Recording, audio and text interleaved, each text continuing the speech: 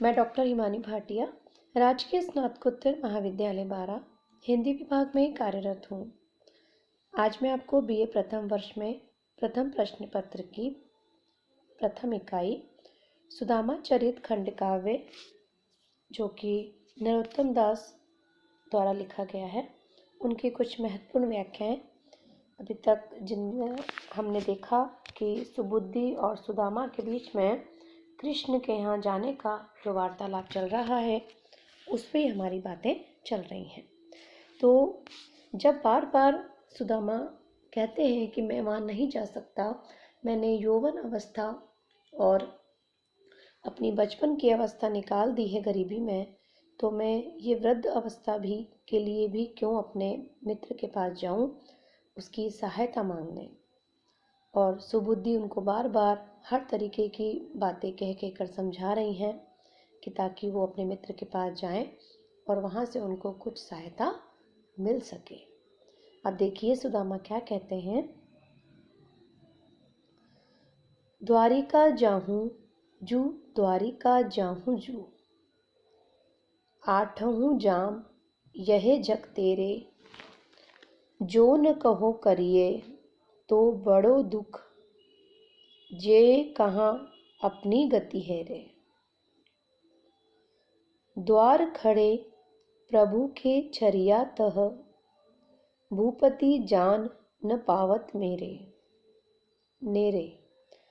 पांचू सुपारी तो देखूं बिचारी के, भेंट को चारी न चाउर मेरे। सबसे पहले हम इसके शब्दार्थ देखेंगे। जाहो माने जाओ, याम प्रहर समय को, झक माने रट किसी बात की रट लगाना, गति दशा, हेरे माने देख कर, जे माने जाऊ, नेरे माने पास और चाउर माने चावल। प्रस्तुत अवतरण नरोत्तम दास द्वारा रचित सुदामा चरित से अवतरित है। जब सुबुद्धि ने सुदामा से कहा कि अब और कोई बहाना न बनाकर आप तो श्री कृष्ण के पास चले जाओ, तब सुदामा कृष्ण की वैभवपूर्ण स्थिति और अपनी अकिंचनता गरीबी की दशा का उल्लेख करते हैं और कहते हैं, द्वारिका जाहूँ जू, द्वारिका जाहूँ जू, आठहूँ जाम यह जग तेरे। सुदामा सुबुद्धि से कहते हैं कि तुम्हें तो सुबुद्धि एक ही रट पे तुम सवार हो गई हो, तुमने तो आठों प्रहर यही रट लगा रखी है कि द्वारिका जाओ, द्वारिका जाओ। जो न कहो करिए तो बड़ो दुख, जे कहाँ अपनी गति है रे। वो कह रहे हैं, इसके अतिरिक्त तुम्हारे पास और कोई बात नहीं है कि द्वारिका जाओ, द्वारिका जाओ। बार बार तुम एक ही रट लगाए हुए हो। यदि मैं तुम्हारा कहना नहीं मानूं तो तुम्हें बहुत दुख होगा, इससे मुझे भी कष्ट का अनुभव होगा। जे कहाँ अपनी गति है रे, परंतु जब मैं अपनी गरीबी की दशा पर विचार करके देखता हूँ तो लगता है कि कहाँ जाऊं। मैं अपनी स्थिति को ध्यान में रखूं तब तो मुझे वहां जाना ही नहीं चाहिए। द्वार खड़े प्रभु के छरिया तह, वो कह रहे हैं कि प्रभु श्री कृष्ण के द्वार पर तो द्वारपाल खड़े रहते हैं। उनके पास मेरे जैसे व्यक्ति की तो बात दूर रही। भूपति जान न पावत नेरे, कि बड़े बड़े जो राजा लोग हैं ना, वो भी श्री कृष्ण तक नहीं पहुंच पाते हैं। सुदामा अपनी पत्नी से कहते हैं कि तुम ही विचार करके देखो, पांचों सुपारी तो देखूं बिचारी के, कि 5 सुपारियां भी नहीं हैं मेरे पास। उनके पास भेंट के रूप में ले जाने के लिए, भेंट को चारी न चाउर मेरे, कि भेंट के रूप में ले जाने के लिए थोड़े से चावल तक नहीं है। बिना कुछ साथ लिए मैं कैसे जाऊं। इस वर्णन में, इस व्याख्या में सुदामा के मन का गरीबी संबंधी संकोच बिल्कुल स्पष्ट दिखाई दे रहा है कि वो अपनी गरीबी उनकी इतनी अत्यंत है, इतनी अधिक है कि वो उनको ऐसा लग रहा है कि मैं अपने मित्र के घर जा रहा हूँ और वो भी खाली हाथ। ऐसा नहीं, जब भी मित्र के घर जाऊं तो कम से कम कुछ तो लेके जाऊं। अनुप्रास और यमक अलंकार की इसमें छटा दिखाई दे रही है। यह सुनी के तब ब्राह्मणी गई पड़ोसिन पास। ये अब सुबुद्धि के लिए कहा जा रहा है कि सुबुद्धि ने जैसे ही सुदामा की बात सुनी कि मेरे पास कुछ भी नहीं है प्रिया, मैं कैसे जाऊं अपने मित्र से मिलने, क्योंकि मित्र से मिलने के लिए मेरे पास कुछ होना भी तो चाहिए। ऐसे कैसे मिलूंगा इस गरीबी में अपने मित्र से। तो सुदामा कह रही हैं कि यह सुनी के तब ब्राह्मणी गई पड़ोसी पास, पाव सेर चाउर लिए आई सहित हुलास। सिद्धि करी गणपति सुमिरी, बांधी दुपटिया घूट खूट। मांगत खात चले तहां, मारग बाली बूट। 3 दिवस चली विप्र के, दुखी उठे जब पाए। एक ठोर सोए कहूं, घास पयार बिछाए। हुलास माने प्रसन्नता, सिद्धि माने सफलता, गणपति का गणेश और दुपट्टे का दुपट्टे के। ये जो व्याख्या है ये हमारी नरोत्तम द्वारा लिखी गई है, सुदामा चरित खंड काव्य से ली गई है। सुदामा ने पत्नी से कहा था कि तुम्हें तो द्वारका जाओ जाओ जाओ, बस एक ही रट तुमने लगा रखी है, लेकिन ये तो बताओ कि मैं द्वारका जाऊं तो अपने मित्र के लिए क्या लेके जाऊं। तब ब्राह्मणी किसको कहा गया है यहाँ पे? सुबुद्धि को कहा गया।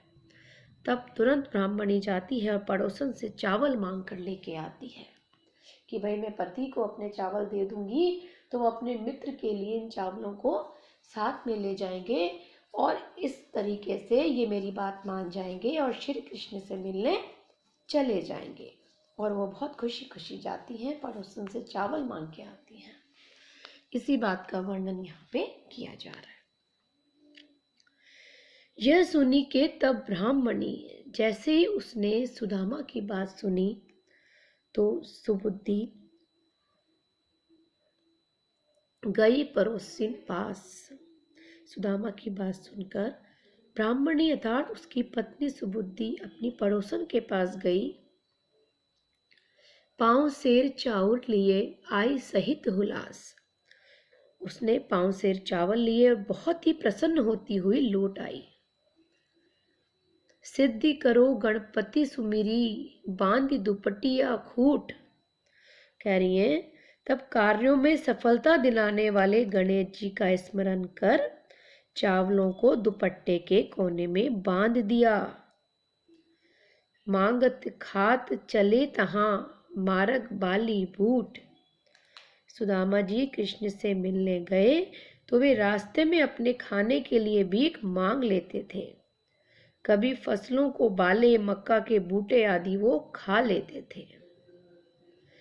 3 दिवस चली विप्र के।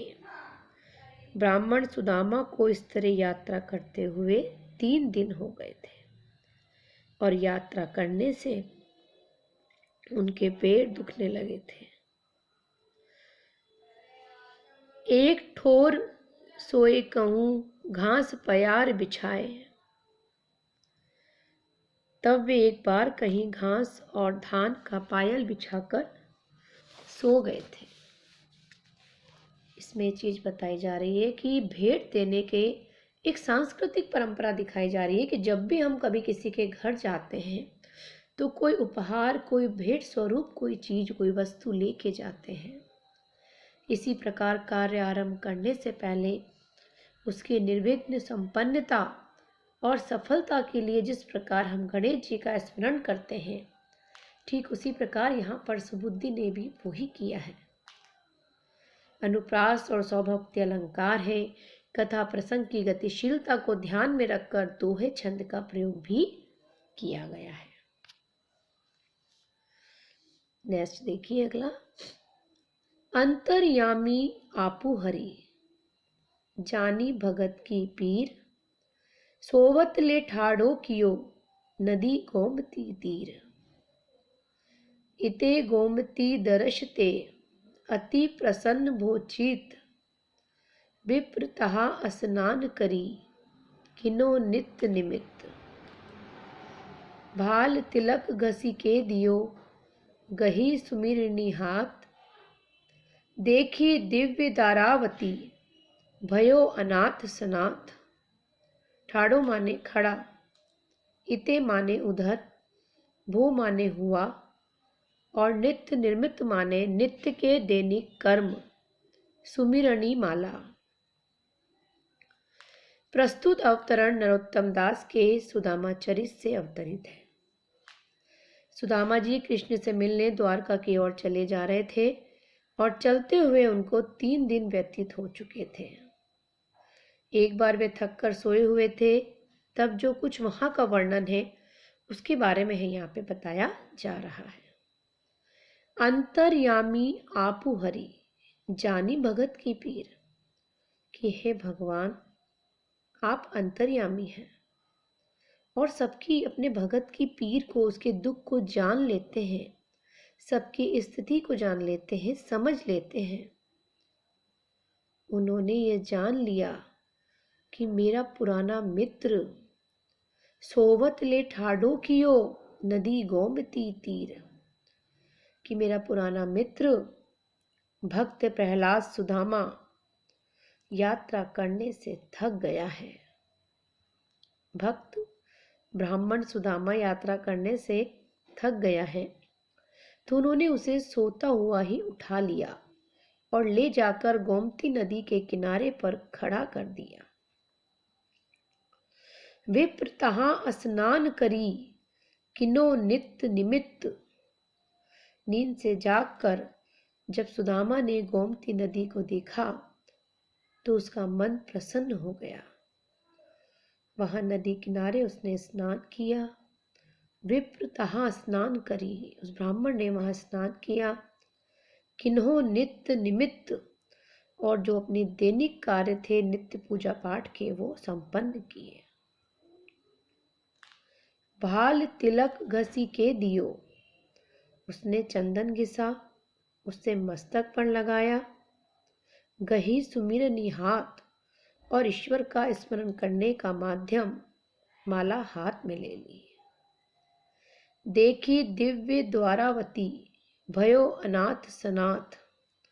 फिर द्वारका को देखकर वह बेसहारा ब्राह्मण स्वयं को सनाथ अनुभव कर उठा।